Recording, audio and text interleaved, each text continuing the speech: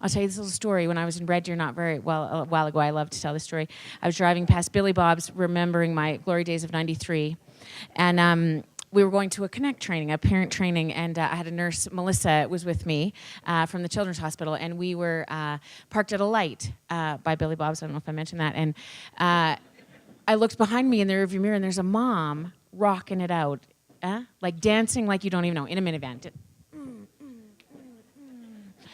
Things are happening like it was the 80s, and I was watching her, and I said to Melissa, oh my God, look at this mom. She's amazing. She has a 13-year-old kid beside her in the seat, maybe 13, and he's like mortified. Would do anything to get out of that window if he knew he wasn't going to be left behind. Now, this little monkey had a helmet on, and so there must be some developmental delay going on for this kid. But I was watching her rocking it, and so Melissa and I are both, looking in the rearview mirror like this, like watching, and we missed the light, people honking, everything, yeah? So we go around the corner, and I say, oh my God, she's amazing. And Melissa said, where are you going? I said, I got to tell her. And she's like, oh God. Right now? I'm like, I don't know that I can find her again, So she's like, well, we got to get to training. I said, I know, I hope she's not going to Lacombe, but we got to do this.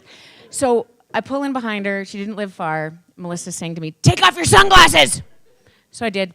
And I got out of the car, and I knocked on the window, and she rolled down her window, and I said, hey, Mama, I just wanted to tell you your dance moves are amazing. She's like, okay. And I said, I don't know who this little guy is beside you, but he's pretty lucky to have you. And I just want you to have a good day. And do you know what she said to me? Thank you. I needed that. And I got back in my car, and I put my sunglasses on, and I watched her carry this baby into the house because he's immobile. Yeah? It took me 30 seconds. Cost me nothing. I wasn't late for training.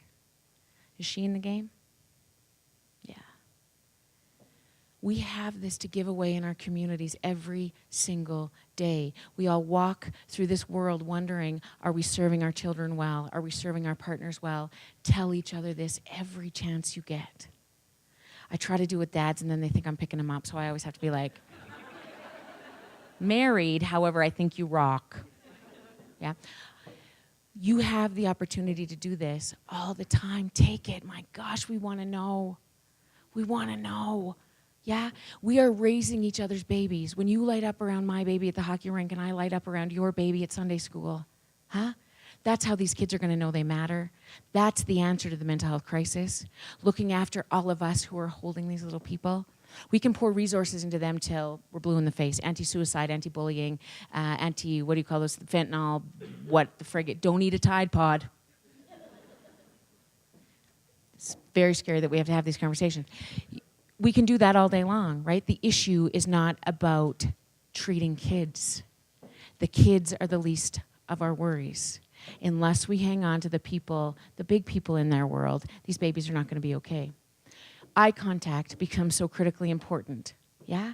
Because how I regulate a kid, how I regulate emotion more quicker than anything on the planet is eye contact. People say to me all the time, you have to be careful about cultural sensitivity around eye contact. Yep, I got it.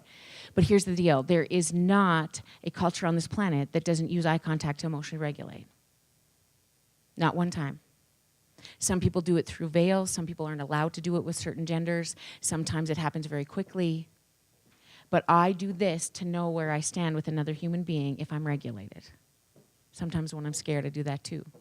Where are the eyes when somebody you know has anxiety or depression? Where are the eyes in the hall room of many high schools? Where's the hoodies? Where's the hair? Because these are the window to the soul, and when I don't understand what's going on behind there, I don't feel like I can show them to you. The answer is not an anti-hoodie policy or cut your hair. It is why are they down? These 3 words I take to work every single day. Tell me more. We want to fix all day long. Our kids come home and they say, I hate this kid on the playground and nobody played with me today. What do? We come up with strategies. We base an entire IPP system on strategies. Yeah, here's the strategies we can do. Forget it. Strategies are irrelevant unless we know why. Tell me more. You get on their level, you feed them. This food thing, my God, I'm telling you. I am the mom in Walmart who is busting out popsicles at 7 a.m. just to keep their shit together before I get my groceries out, you know? You want a piece of bread? You bet. Let's open the bread. Good idea. Yeah? I do what I need to. You understand? This idea of feeding works very good for your husbands, too. I'm just telling you. When you want to do something, feed first, and then you have a prefrontal cortex. They have access to everything they know.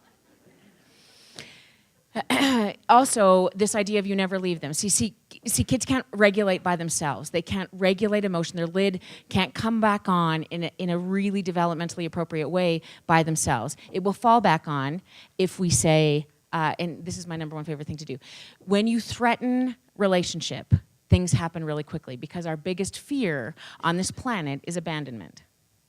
Yeah? So when I say to my kids, you ever try this? Smarten up or mommy's leaving. It works really good, yeah? That you shouldn't use that a lot because that's bad, but you can do it 70% of the time.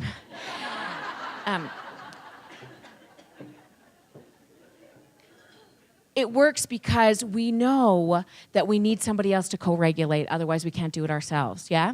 And so when somebody says, timeouts, I'm a massive believer in timeouts, not for your children, but for you.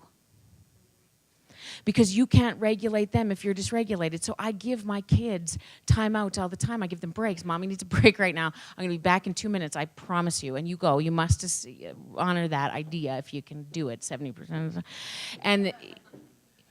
But the deal is, when you say go to your room, they often go like, oh, right, I got it, sure. I'm just going to go while you get your lid back on. Does that happen?